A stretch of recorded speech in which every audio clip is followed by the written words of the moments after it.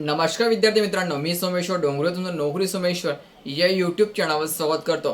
तर मित्रांनो, आताच्या व्हिडिओमध्ये आपण जिल्हा सत्र न्यायालय बीड या ठिकाणी सफाईकर या पदाची भरती निघालेली आहे आणि जी पात्रता असणार फक्त 7वी पास। तर या जाहिरातीचा संपूर्ण व्हिडिओ मी ऑलरेडी बनवलेला आहे, तो तुम्ही आपल्या यूट्यूब चॅनलवर जाऊन चेक करू शकता।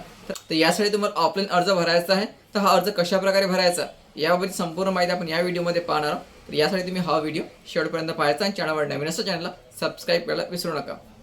तर बघा मित्रांनो, ही संपूर्ण जाहिरात आहे। फक्त 5 जागेची निवड यादी लागणार आहे आणि 3 जागेची प्रतीक्षा यादी या ठिकाणी लागणार आहे।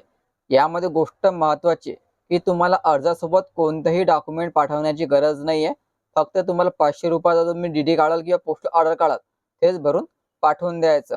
फक्त तुम्हाला पेज नंबर 11, पेज नंबर 12 आणि पेज नंबर 13 हे 3च फॉर्म तुम्हाला पाठवायचे आहे। नंबर 14 पण पाठवायचा नाही, नंबर 15 पण तुम्हाला या ठिकाणी पाठवायचा नाहीये। ठीक आहे, 3च फॉर्म भरून पाठवायचे। तर बघा आता अर्ज या ठिकाणी कशा प्रकारे भरावा लागेल। तर बघा, या ठिकाणी फोटो चिटकवायचा आणि फोटोवर सही करायची। अर्धी सही फोटोवर आली पाहिजे आणि अर्धी सही फोटोच्या खाली गेली पाहिजे, लक्षात ठेवायचं। अर्धी सही फोटोवर आणि अर्धी सही फोटोच्या खाली गेली पाहिजे। बघा, उमेदवाराचं संपूर्ण नाव, तर अगोदर तुमचं आडनाव लिहायचं, लक्षात ठेवायचं। अगोदर आडनाव लिहायचं, नंतर नाव लिहायचं, नंतर वडील किंवा पतीचं नाव। एखाद्या मुलीचं लग्न झालं असेल ते पतीचं नाव या ठिकाणी लिहू शकता, ते वडिलाचं नाव लिहिलं तरी चालेल। नंबर 2 बघा, पत्र व्यवहाराचा संपूर्ण पत्ता। तुम्ही सध्या ज्या ठिकाणी राहता त्या ठिकाणचा संपूर्ण पत्ता या ठिकाणी लिहायचा, तो पण पिनकोड नंबर सहित। नंबर 3 मध्ये या ठिकाणी भारतीय करायचं, लक्षात ठेवायचं। नंबर 3 मध्ये भारतीय करायचं। नंबर 4 मध्ये उमेदवार महाराष्ट्राचा जे अधिवास आहे का, तर या ठिकाणी तुम्हाला होय करावं लागेल, नाही असा क्रॉस करून टाकायचा। ठीक आहे। नंबर 5 मध्ये तुम्हाला मोबाईल क्रमांक टाकावा लागेल। नंबर 6 मध्ये तुमचा ईमेल आयडी टाकायचा। नंबर 7 मध्ये बघा, लिंग विचारलेला आहे। स्त्री असेल तर या ठिकाणी स्त्री करायचं, पुरुष असेल तर या ठिकाणी पुरुष करायचं। ठीक आहे, स्त्री पुरुष जे असेल ते या ठिकाणी करायचं 7 मध्ये। नंबर 8 मध्ये तुम्हाला धर्म लिहायचा। धर्म म्हणजे हिंदू, मुस्लिम, ख्रिश्चन, बौद्धिस्ट, जो काही तुमचा धर्म असेल तो या ठिकाणी धर्म लिहायचा। नंबर 9 मध्ये जात विचारली आहे, तुमची जात। ठीक आहे, कुणबी, माळी, महार, मातंग, जे काही तुमची जात असेल ते या ठिकाणी लिहायची। नंबर 10 मध्ये तुम्हाला प्रवर्ग विचारलेला आहे। प्रवर्ग म्हणजे अनुसूचित जाती, अनुसूचित जमाती, विशेष मागास प्रवर्ग, जे काही तुमचा प्रवर्ग असेल तो या ठिकाणी लिहायचा। ठीक आहे। नंबर 11 मध्ये तुम्हाला जन्मतारीख विचारलेली आहे, जन्मतारीख व्यवस्थित टाकायची। ठीक आहे। नंबर 12 मध्ये जाहिरातीच्या प्रसिद्धी तारखेचे उमेदवाराचे वय। तर जाहिरात मित्रांनो ही 27 जुलैला निघालेली आहे। 27 जुलै 2026 रोजी तुम्ही किती वर्षाचे, किती महिन्याचे आणि किती दिवसाचे होता हे तुम्हाला या ठिकाणी काढावं लागेल। यासाठी तुम्ही एज कॅल्क्युलेटरचा उपयोग करून ही जन्मतारीख काढू शकता। 27 जुलै 2026 पर्यंत तुमचं वय किती होते या ठिकाणी तुम्हाला वर्ष टाकावं लागेल, महिने टाकावं लागेल आणि दिवस टाकावं लागेल, जन्मतारीख व्यवस्थित काढायची। नंबर 13 मध्ये उमेदवार विवाहित स्थिती, लग्न झालं असेल तर विवाहित करायचं, लग्न झालं नसेल तर अविवाहित करायचं। नंबर 14 मध्ये हयात असलेल्या मुलांची संख्या, तर तुमचं लग्न झालं असेल, तुम्हाला मुलं बाळ असेल तर त्याची संख्या या ठिकाणी लिहायची। 1 असेल तर 1 करायचं, 2 असेल 2 करायचं, नसेल तर या ठिकाणी 0 करायचं।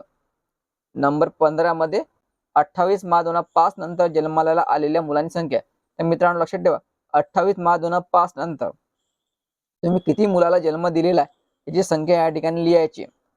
ठीक आहे, 1 असेल तर 1 करायचं, 2 असेल 2 करायचं, किंवा दिलाच नसेल तर 0 या ठिकाणी करायचं। नंबर 16 मध्ये उमेदवार दिव्यांग आहे का, असेल तर होय करायचं, नसेल तर नाही करायचं।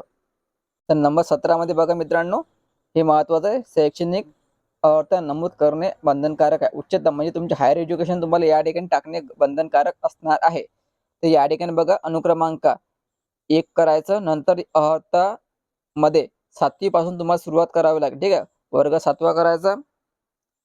नंतर परीक्षा मंडळाचे नाव, कोणत्या तुम्ही शाळेतून 7वी पास झाले शाळेचं नाव या ठिकाणी टाकायचं, उत्तीर्ण वर्ष टाकायचं, एकूण गुण टाकायचे, प्राप्त गुण टाकायचे आणि टक्केवारी टाकायची। ठीक आहे, पण तुमच्याकडे 7वीची मार्कशीट या ठिकाणी असणे गरजेचं आहे, लक्षात ठेवायचं। 7वीच्या मार्कशीटवर ती संपूर्ण माहिती पाहून भरायची। परीक्षा मंडळाचे नाव विचारलं या ठिकाणी तुम्ही ज्या शाळेतून 7वी पास केली ते शाळेचं नाव टाकू शकता। ठीक आहे, टक्केवारी।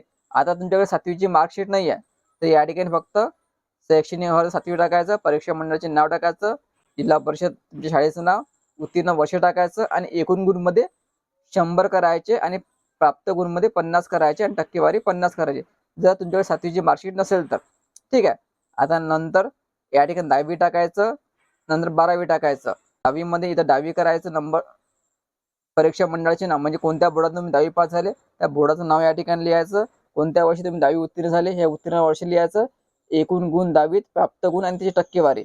तसं 12वीचं करायचं. आणि तुमचं ग्रॅज्युएशन झालं असेल तर ग्रॅज्युएशनचा कॉलम पण तुम्हाला मित्रांनो या ठिकाणी तयार करायचा, किंवा उच्चतम जर हायर एज्युकेशन असेल तर या ठिकाणी 4था कॉलम करून टाकून घ्यायचा. ठीक आहे. हायर एज्युकेशन PG झालं असेल ते पण तुम्हाला या ठिकाणी टाकावं लागेल. तर 18 मध्ये बघा सफाई कामाचा अनुभव.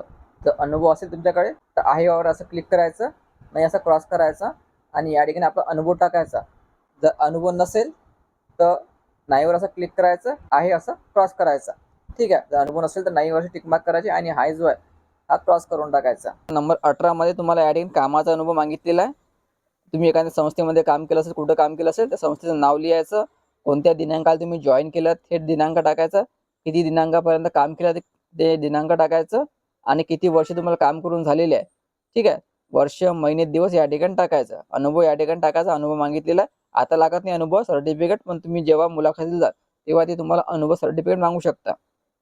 19 मध्ये इतर विशेष आवडत्या. विशेष आवडत्यामध्ये तुम्हाला तुमचा ITI वगैरे झाला असेल, टायपिंग झालं असेल हे तुम्ही या ठिकाणी टाकू शकता. ज्ञात भाषा या ठिकाणी मराठी, इंग्रजी, हिंदी करू शकता किंवा मराठी, हिंदी केली तरी चालेल. नंतर शासकीय कार्यात आहेस का, इथं कुणी जर सरकारी नोकरीवर असेल तर इथं होय करून त्याची माहिती भरायची, नसेल तर या ठिकाणी नाही करून टाकायचं. नंबर 22 मध्ये बघा तुम्हाला या ठिकाणी पोस्टल ऑर्डर किंवा DD काढावा लागणार आहे. तर पोस्टल ऑर्डर काढली तर पोस्टल ऑर्डर क्रमांक टाकायचा, दिनांक टाकायचा आणि या ठिकाणी 500 करायचं. DD काढला तर DDचा क्रमांक या ठिकाणी टाकायचा, दिनांक टाकायचा आणि 500 या ठिकाणी करायचं. तर 23-24 वाचून या ठिकाणी लागू असेल तर होय करायचं, नसेल लागू तर नाही करायचं. ठीक आहे. समजा तुमच्याकडे उमेदवार विरुद्ध कोणत्याही फौजदारी कार्यवाही प्रलंबित आहे का, ते होय असेल तर होयवर क्लिक करायचं, नाही क्रॉस करायचं. जर नाही असेल तर नाहीवर टिक मार्क करायची अशी आणि होयवर असं क्रॉस करायचं. ठीक आहे. तर अशा प्रकारे होय नाही करायचं. या ठिकाणी दिनांक टाकायचा, ठिकाण टाकायचं, खाली तुमचं नाव लिहायचं आणि वर सही करायची.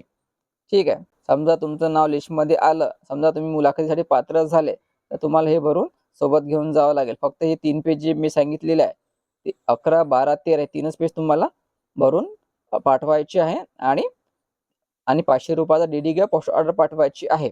आणि मित्रांनो, ज्या पॉकेटमध्ये तुम्ही अर्ज पाठवाल त्या पॉकेटच्या वर या ठिकाणी लिहायचं सफाईगार पदाकरिता अर्ज, या ठिकाणी पाठवण्याचा पत्ता लिहायचा आणि या ठिकाणी तुमचा पत्ता लिहायचा, या ठिकाणी सफाईगार या पदाचा अर्ज लिहायचा. आणि हे जो पॉकेट आहे फक्त स्पीड पोस्टनेच पाठवायचं. ठीक आहे. साध्या पोस्टाने पाठवायचं नाही, रजिस्टर करायचं नाही. तर पोस्ट ऑफिसमध्ये जायचं, ते पॉकेट दाखवायचं त्यांना, आम्हाला हे स्पीड पोस्ट करायचं असं सांगायचं.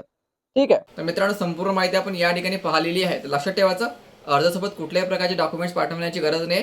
फक्त तुम्ही जो 500 रुपयाचा DD किंवा पोस्ट ऑर्डर काढलेली आहे ते वर टाचून पाठवून द्यायची आणि अर्ज फक्त स्पीड पोस्टनेच पाठवायचा आहे. संपूर्ण PDF वाचून आपला अर्ज भरून घ्यायचा. तर व्हिडिओ महत्त्वाचा, जास्तीत जास्त शेअर करा आणि चॅनलला सबस्क्राईब करायला विसरू नका. धन्यवाद.